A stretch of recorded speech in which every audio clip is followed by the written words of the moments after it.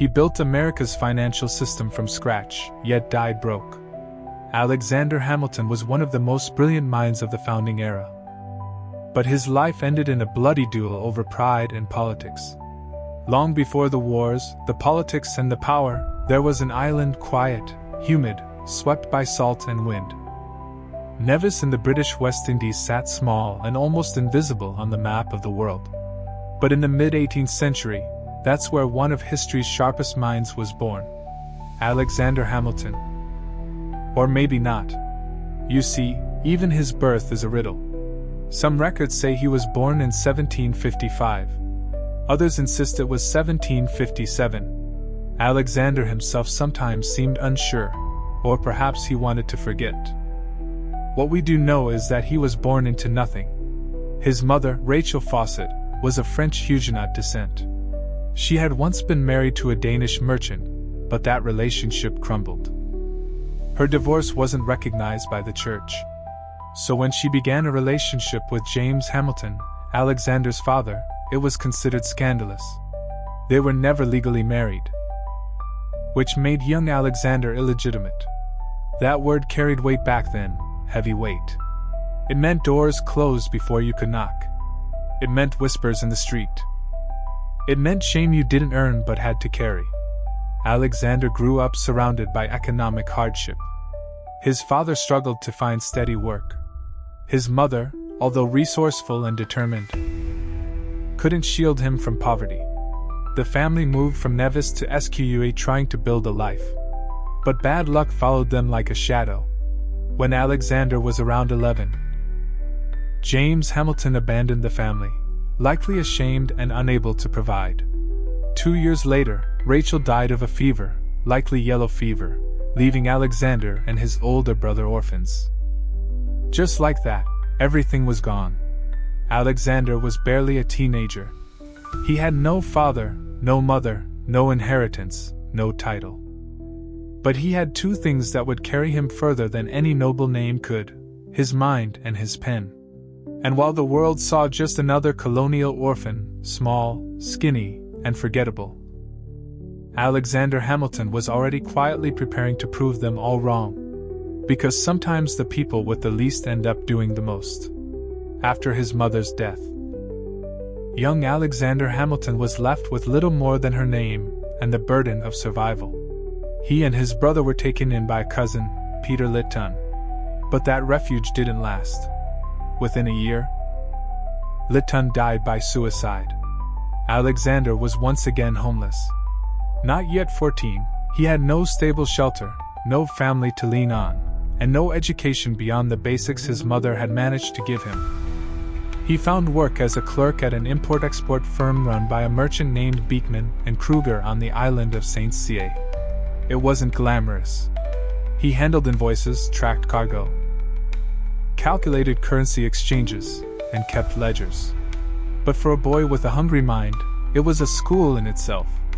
Day by day, Alexander absorbed the rhythms of commerce, learning how the world really worked, not in textbooks, but in ships and sugar and debt. He was trusted, efficient, and sharp. By the time he was 15, he was left in charge of the entire business when the owner was away. Think about that. Most teenagers couldn't be trusted to sweep a floor properly. Alexander was managing trade routes. But the island wasn't filled with opportunity. It was thick with slavery, economic despair, and colonial hierarchy. Alexander saw it all up close, and he hated it. He started writing. His letters were thoughtful, observant, sometimes poetic. They weren't just teenage ramblings. They had power, structure, and vision. He'd write about hurricanes as if describing a god's fury. He'd discuss politics, faith, morality. Then came the storm. In 1772, a hurricane tore through Sqa. It ravaged buildings, sank ships, and left the island gasping.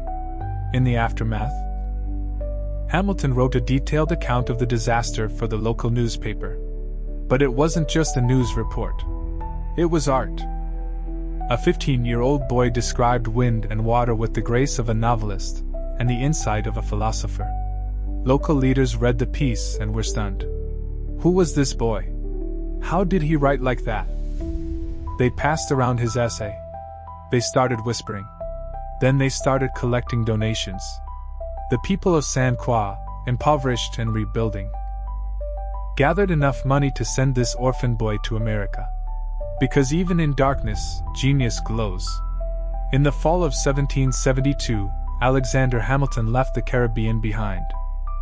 He boarded a ship bound for the American colonies, clutching the hopes of the people who believed in him and the burden of becoming someone who mattered. He was just a teenager, barely 16. Possibly younger, but he already carried himself like a man racing time. When he arrived in Boston and later made his way to New York, the world looked completely different. Crowded streets, churches, dockyards, colleges. This wasn't St. Croix. This was chaos, opportunity, fire. He enrolled at King's College, what we now know as Columbia University. It was one of the finest schools in the colonies.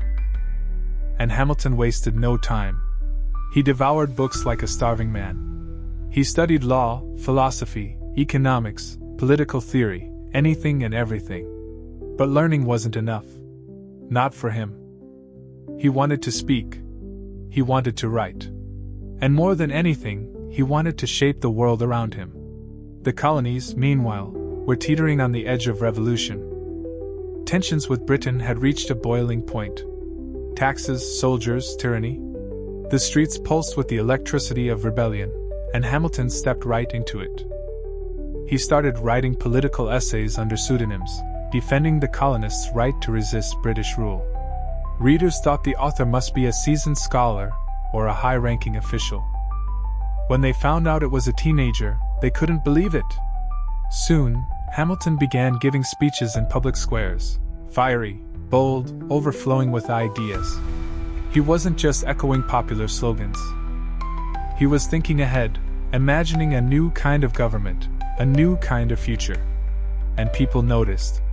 New York was full of revolutionaries, but Hamilton stood out. He wasn't from the elite families. He had no pedigree. But he had something better, vision and the fearless conviction to share it. He drilled with a militia in his free time, trained for war while he studied law, and wrote with the weight of a man twice his age. To some, he was brilliant, to others arrogant. But no one could ignore him. America had just met Alexander Hamilton. And Alexander Hamilton had just found his battlefield. By the early 1770s, the colonies weren't just complaining anymore. They were preparing to fight. The British Crown had tightened its grip with taxes, troops, and proclamations. And while some men hesitated, others stood up. Alexander Hamilton was one of them. Still a student at King's College, Hamilton couldn't sit still. He joined a New York volunteer militia called the Hearts of Oak. They were young, mostly students, and woefully inexperienced. But what they lacked in training, they made up for in passion. Each morning before sunrise, Hamilton drilled with his comrades in a graveyard beside Trinity Church. They trained with borrowed weapons, learned the basics of formation, and studied British military tactics. At night, he buried himself in books, classics, strategy, economics, philosophy. Day and night, mind and body, Hamilton was preparing for something big. In 1775, when war officially broke out with the battles of Lexington and Concord, Hamilton was ready. He helped lead a daring raid on a British battery in Manhattan, stealing cannons under enemy fire. It was bold, dangerous, and successful, exactly the kind of act that caught attention. Hamilton's leadership was unmistakable. He wasn't just a writer anymore. He was now a soldier, and a good one. Within months, he earned a commission as captain of an artillery company. It was a rare position for someone so young and without connections. But Hamilton had proved himself in both word and action. His company saw action in several key battles, including the Battle of Princeton, where Hamilton's guns helped secure a pivotal victory for the Continental Army. His skill didn't go unnoticed. Commanders praised his discipline and organization. His troops respected him, and news of a brilliant young artillery captain with a silver tongue and steel nerves began to spread. But someone else had noticed, too. Someone who would change Hamilton's life forever: General George Washington. Washington, commander of the Continental Army, was constantly on the lookout for men who could think, lead, and act under pressure. And in Alexander Hamilton, he found all three. Hamilton had no way of knowing, but his days as a frontline officer were numbered. He was about to be called somewhere even more powerful than the battlefield. He was about to step inside the war room of a revolution. In 1777, something unexpected happened. Alexander Hamilton, barely in his 20s, commanding an artillery unit with growing respect, received an invitation. General George Washington wanted him, not as a field commander, but as part of his inner military staff. At first glance, it might have seemed like a step backward. Hamilton loved the battlefield. He thrived on action, movement, and strategy under fire. But this was different. This was Washington, and this offer wasn't a demotion. It was a doorway into the very heart of the revolution. Hamilton accepted. Washington made him an aide-de-camp, a kind of chief of staff.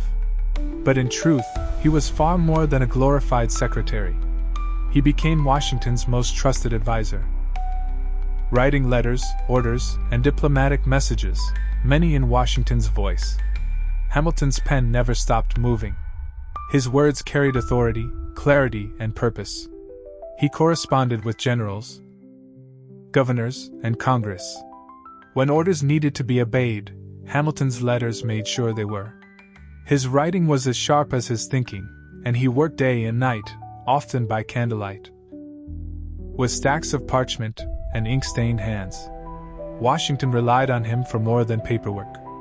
Hamilton became a voice in his ear, a strategist, a sounding board. Despite the massive difference in age and status, there was mutual respect. Although Alexander Hamilton was highly valued by George Washington and served as a close advisor, he constantly longed to return to the battlefield, not just to be remembered as a writer, but to prove himself through action. For 4 years, he served at Washington's side, drafting letters, organizing logistics, and playing a key strategic role, but his desire for frontline leadership never faded. He repeatedly requested a field command, but Washington refused each time, believing Hamilton was too essential in his current role. Quiet resentment grew, especially as others received recognition and promotions while he remained behind the scenes. In early 1781, a minor incident led to a confrontation with Washington, prompting Hamilton to resign from his staff position, a bold but necessary move to reclaim control over his destiny. Even after resigning, Hamilton remained committed to the revolution, continued writing, and kept pushing for a command of his own. Finally, in the spring of 1781, he was granted leadership of a battalion, his long-awaited chance to prove himself in battle and move closer to the personal glory he had always sought. Hamilton finally got his chance to prove himself in battle during the siege of Yorktown. With a newly earned command, he led a daring nighttime assault on British Redoubt 10, under cover of darkness. With bayonets fixed and rifles unloaded, Hamilton and his men stormed the fortification and captured it in just 10 intense minutes. The success, along with French forces taking Redoubt 9, led to the collapse of British defenses and the eventual surrender of General Cornwallis. The war was essentially over. For Hamilton, the victory was personal. It validated his desire to be seen not only as a brilliant mind but also as a courageous leader on the battlefield. Still in his early 20s, he had proven his worth in both strategy and action. But with the war ending, a new challenge emerged, building the nation they had fought for. After the Treaty of Paris in 1783, the United States was officially free, but deeply unstable.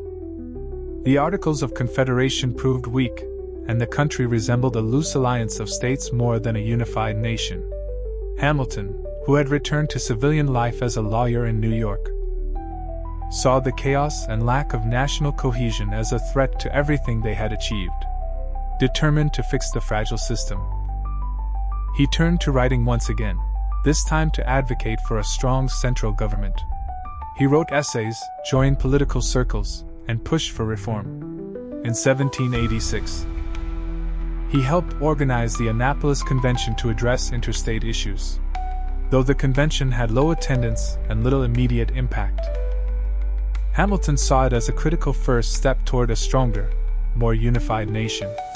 Hamilton pushed for something bigger, a full constitutional convention to rebuild the government from the ground up. He got his wish. The following year, delegates from all 13 states gathered in Philadelphia. Among them were George Washington, James Madison, Benjamin Franklin, and Alexander Hamilton. Hamilton was one of the youngest in the room, but his energy was unmatched. His speeches were bold, and his ideas were unapologetically pro-federalist. He believed America needed a strong central government, a national economy, and a unified identity. Not everyone agreed. Many were wary of centralized power, seeing it as too close to monarchy. But Hamilton didn't back down. He wasn't just advocating for a constitution, he was fighting for a lasting vision of America. Because while revolutions may win freedom, only structure can preserve it. The Constitutional Convention of 1787 marked a turning point for both the country and Hamilton. For 4 sweltering months in Philadelphia, delegates debated and drafted a new framework for government. Hamilton wasn't the loudest voice, but he was one of the most determined. His proposals were ambitious, some said too much so. He argued for a strong executive, a president with real authority, and even a Senate with lifetime terms. These ideas were too extreme for many, especially those fresh from fighting a monarchy. In the end, Hamilton's most radical ideas weren't adopted. But many of his core principles, like strong federal authority, a powerful executive branch, and national supremacy, were woven into the Constitution. Still, the battle was far from over. The document needed to be ratified by the states, and opposition was fierce. Many feared losing state power or individual freedoms. So Hamilton took up his greatest weapon, his pen. He joined forces with James Madison and John Jay to write a series of essays defending the Constitution, under the shared pseudonym Publius. These essays, known as the Federalist Papers, were clear, logical, and persuasive, written for everyday citizens. Hamilton wrote the majority of them, 51 out of 85, often working late into the night by candlelight.